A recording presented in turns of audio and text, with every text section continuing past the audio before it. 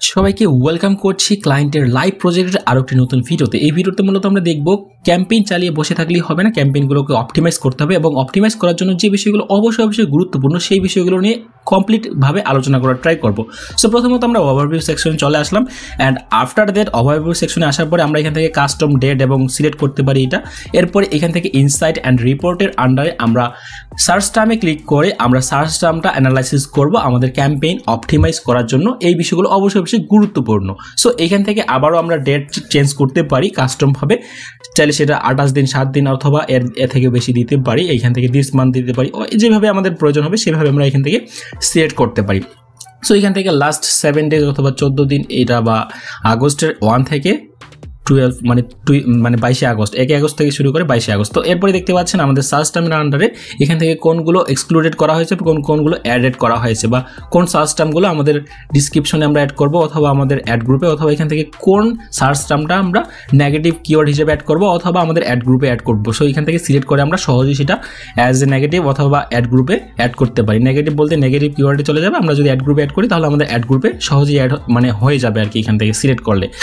এরপরে এখান থেকে ক্যাম্পেইনের যে সার্চ টার্মগুলো আছে সেখান থেকে কোন সার্চ নামের আন্ডারে কীরকম ইমপ্রেশন, ইন্টারেকশন অথবা ইন্টারেকশন রেট, অ্যাভারেজ কোস্ট এবং ক্যাম্পেইন টাইপ আমাদের সার্চ আমরা এখান থেকে দেখেই বুঝতে পারতেছি। তো এইখান থেকে যে কিওয়ার্ডসগুলো আমাদের সার্চ নামে ভালো ইমপ্রেশন, ক্লিকস এবং কনভার্সন নিয়ে আসতে পারে সেই ধরনের কিওয়ার্ডগুলো আমরা চাইলে সিলেক্ট করে অ্যাড গ্রুপে অ্যাড করতে পারি। এরপরে সার্চ টার্মের নিচে when and where ad show it, এই যে অপশনটা আছে এইখান থেকে আমরা আমাদের কোন ডিভাইসে আমাদের ক্যাম্পেইনটা ভালো শো হচ্ছে এবং কোন ডিভাইস থেকে আমাদের কনভার্সন পাওয়ার সম্ভাবনা অনেক বেশি সেই ধরনের ডিভাইসগুলো আমরা এখান থেকে বিড অ্যাডজাস্টমেন্ট যে অ্যামাউন্টটা থাকে সেটা আমরা চাইলেই বাই দিতে পারি। যেমন এখান থেকে মোবাইল ফোন, কম্পিউটার এবং ট্যাবলেট, এই 3টা ডিভাইসের মধ্যে আমরা যদি একটু কম্পেয়ার করি তাহলে এখান থেকে আমরা মোবাইল ডিভাইস থেকে কিন্তু বেশি পরিমাণে ইমপ্রেশন অথবা ইন্টারেকশন অথবা ক্লিক থ্রু রেট বা ইন্টারেকশন রেট এটা আমরা অনেক বেশি পাই। That's why bid adjustment amount যেটা থাকে সেখান থেকে 10% বেশি দেওয়া আছে,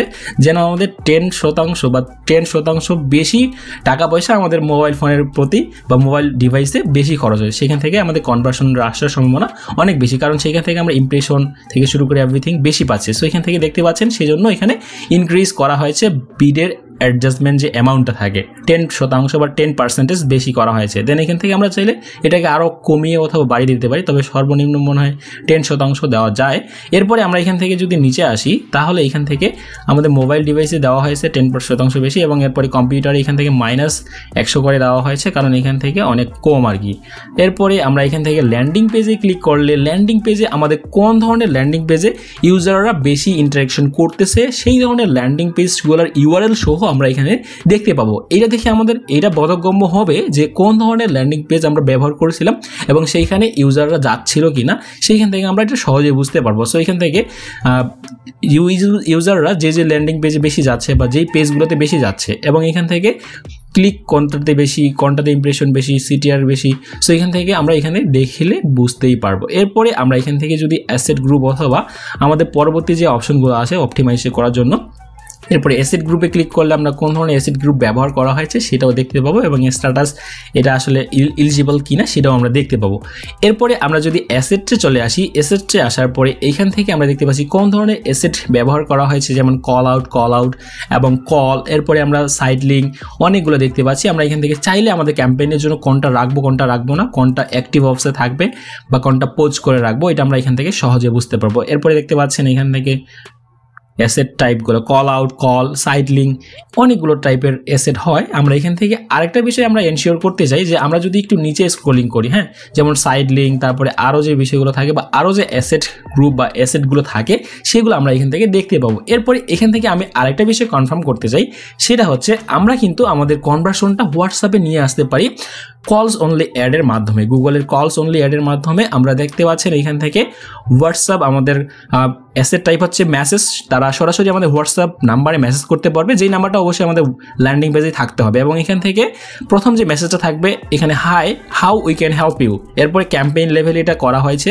তারপরে এখান থেকে কবে করা হয়েছিল লাস্ট আপডেট অপশন থেকে আমরা দেখে বুঝতেই পারবো এবং সেইখান থেকে কী ধরনের ইমপ্রেশন আসতেছে। এরপরে আমরা অডিয়েন্স এবং কিওয়ার্ডস এবং কন্টেন্ট, কোন ধরনের অডিয়েন্স কোন ধরনের কিওয়ার্ডে আসতেছে এবং কোন লোকেশনে কোন ধরনের মানুষ আমরা বেশি দেখতে পাচ্ছি আমাদের ক্যাম্পেইনটা, সেই ধরনের অপশনগুলো আমরা এখান থেকে ইজিলি দেখতে পাবো। যেমন এখান থেকে কিওয়ার্ডস অপশন থেকে আমরা কোন কিওয়ার্ডের আন্ডারে এবং কিওয়ার্ডের ম্যাচ টাইপটা কী ছিল এবং ম্যাচ টাইপের আন্ডারে আমরা কী রকম রেজাল্ট পাচ্ছি এবং এই যে কিওয়ার্ডসগুলো ব্যবহার করা হয় যে সেটা এলিজিবল আছে কি না, বা কোন কিওয়ার্ডের সমস্যা আছে, কোন কিওয়ার্ডে ইমপ্রেশন বেশি, এগুলো সব আমরা এখান থেকে দেখলে বুঝতে পারবো। এরপরে আমরা এখান থেকে আরেকটু যদি নিচে স্ক্রলিং করি, একটা অ্যাড গ্রুপের আন্ডারে বেশ কয়েকটা কিওয়ার্ড থাকে, 10-15টা কিংবা এর থেকে কমও হতে পারে। সো এরপরে আমরা অডিয়েন্স সেকশনে ক্লিক করলে এখান থেকে আমরা দেখলে বুঝতে পারবো যে কোন ধরনের অডিয়েন্স আমাদের বিজ্ঞাপনের সাথে বা অ্যাডস ক্যাম্পেইনের সাথে বা গুগলের যে অ্যাডটা দেওয়া হয়েছে সার্চ অ্যাডস সেটার সাথে ইন্টারাকশন কেমন করতেছে বা কোন ধরনের বয়সের মানুষ বেশি। যেমন এখান থেকে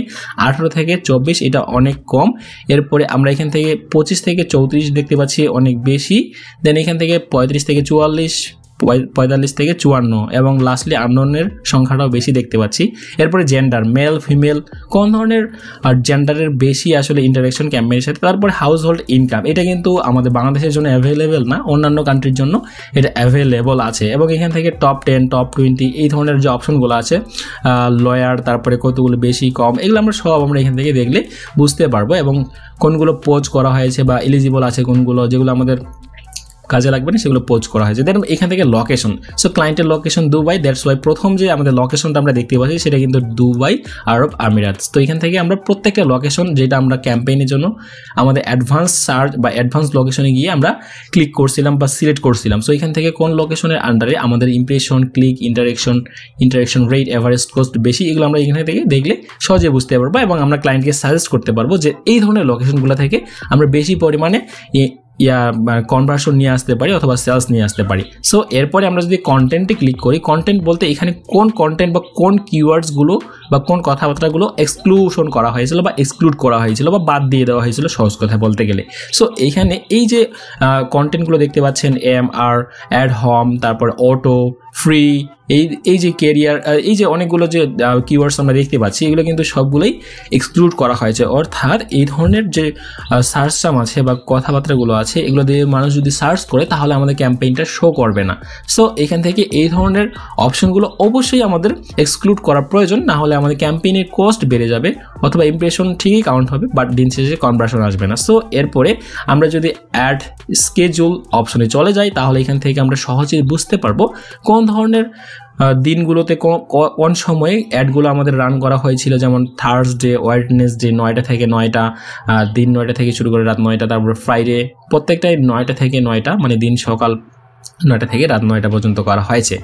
এরপরে এখান থেকে কোনগুলোতে ক্লিক, ইন্টারেকশন বা এভারেস্ট কস্ট কীরকম, এগুলো আমরা প্রত্যেকটা এখান থেকে দেখতে পাবো এবং লাস্টলি আমরা এখান থেকে একটা ডিসিশন মেক করতে পারবো যে কোন ধরনের কোন সময় বেশি আমাদের অডিয়েন্স আমরা পাবো। এরপরে অ্যাডভান্স বিড অ্যাডজাস্টমেন্ট অপশনে আসার পরে আমরা এখান থেকে দেখতে পাবো আমাদের কলস, ইন্টারেকশন টাইপ হচ্ছে কলস থেকে আমরা বেশি পরিমাণে ইমপ্রেশন পাচ্ছি এবং হোয়াটসঅ্যাপের মধ্যেও আমরা ভালো পরিমাণে কি পাচ্ছি, যেহেতু আমাদের কলস অনলি অ্যাড রান করা হয়েছিল গুগলের সার্চ অ্যাডের মানে ইয়াতে।